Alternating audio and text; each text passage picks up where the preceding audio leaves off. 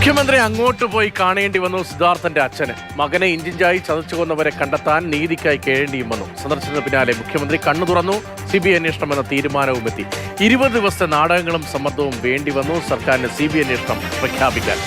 അല്പമെങ്കിലും മനസാക്ഷിയുള്ള ആരെയും ഞെട്ടിക്കുന്ന കൊടിയ പീഡനം സിദ്ധാർത്ഥൻ ഏറ്റുവാങ്ങി എന്നത് കൂടുതൽ സ്ഥിരീകരിക്കുകയാണ് ആന്റി റാഗിംഗ് കമ്മിറ്റിയുടെ റിപ്പോർട്ടിന്റെ വിശദാംശങ്ങൾ.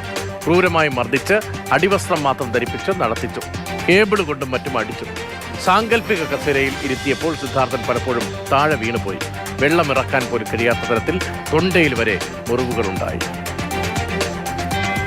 മകന്റെ മരണത്തിൽ പതറി നിൽക്കാതെ അച്ഛനും അമ്മയും അമ്മാവനും ചേർന്ന് നടത്തിയ പോരാട്ടമാണ് സാധാരണ ഒരു ആത്മഹത്യയെ തീരേണ്ട മരണത്തെ ഇപ്പോൾ CBI അന്വേഷണം വരെ എത്തിച്ചത്. നമുക്ക് തോന്നിയ സംശയം, അത് ഒരു കിട്ടിയ വിവരം വെച്ച് നമ്മൾ അത് കൊണ്ട് അതിൽ കയറി ആ പിടിവള്ളിയിൽ നമ്മൾ കൊണ്ട് കയറിയതാണ്. അത് ആ സംശയത്തിൽ കൊണ്ട് കയറി നമ്മൾ മാധ്യമങ്ങൾക്ക് കൊടുത്തു, പത്രത്തിന് കൊടുത്തു, ഇങ്ങനെ ഒരു പ്രശ്നമുണ്ട്, ഞങ്ങൾ അവർ സഹായിക്കുക എന്നുള്ള രീതിയിൽ തന്നെയാണ് പോയത്.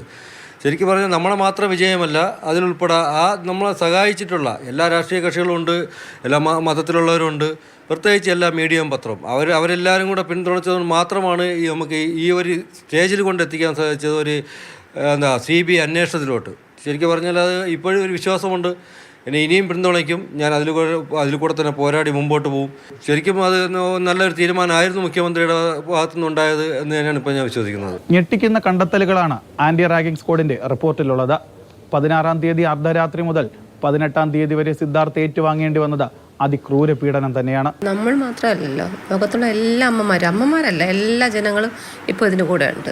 അപ്പം അവർക്കൊക്കെ സത്യം അറിയണം, നീതി എന്താണെന്ന്, അവിടെ എന്ത് കുറ്റം നടന്നു എന്ന് പുറത്തു കൊണ്ടുവരണം, എത്ര പേര് ഇതിൽ ഉൾപ്പെട്ടിട്ടുണ്ട് എന്ന്. അപ്പം അവൻ ചെയ്യില്ലെന്ന് ഞങ്ങൾ ഉറപ്പിക്കുന്നു. അവന് നീതി കിട്ടുന്നത് വരെ ഞങ്ങൾ ഇറങ്ങി, ഞങ്ങളുടെ കൂടെ മറ്റുള്ളവരും ഉണ്ടായിരിക്കും എന്ന് വിശ്വസിക്കുന്നു. സിദ്ധാർത്ഥിന്റെ കുടുംബം ആദ്യഘട്ടം മുതലേ പ്രധാനമായും ആരോപണം ഉന്നയിച്ചത് കോളേജിന്റെ ഡീനിനെതിരെയാണ്. ഡീൻ തന്നെയാണ് അന്വേഷണ റിപ്പോർട്ട് UGCക്ക് കൈമാറാതെ തടങ്ങി വെച്ചതെന്നും ആന്റി റാഗിംഗ് സ്ക്വാഡിന്റെ റിപ്പോർട്ടിലുണ്ട്.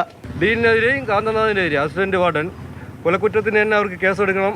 മാത്രമല്ല ഈ സസ്പെൻഷനിലായി നിന്നൊരു കാര്യമില്ല, അവരെ സർവീസിൽ നിന്ന് മാറ്റണം. സർവീസിൽ നിന്ന് മാറ്റിയിട്ട് അവരെ ഡിസ്മിസലാക്കി മാറ്റി നിർത്തി കേസ് അന്വേഷിക്കണം.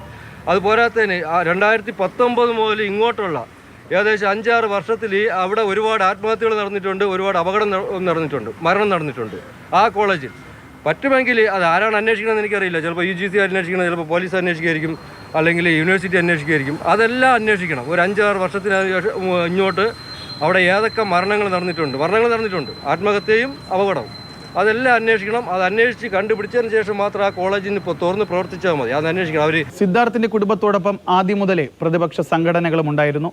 അവരുടെ കൂടെ സമരവിജയമാണ് ഈ CBI അന്വേഷണം.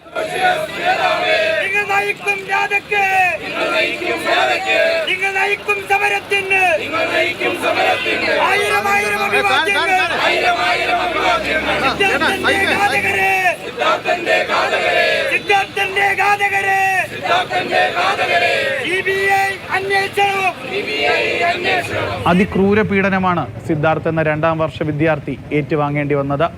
സിദ്ധാർത്ഥായിരിക്കണം അവസാന ഇര. ഇനി മറ്റാർക്കും ഇതുപോലുള്ള ദുരവസ്ഥയുണ്ടാകരുത്. ഇതാണ് സിദ്ധാർത്ഥിന്റെ അമ്മയുടെ വാക്കുകൾ. സജികുമാറിനൊപ്പം ജിബിൻ JB, മാതൃഭൂമി ന്യൂസ്, തിരുവനന്തപുരം.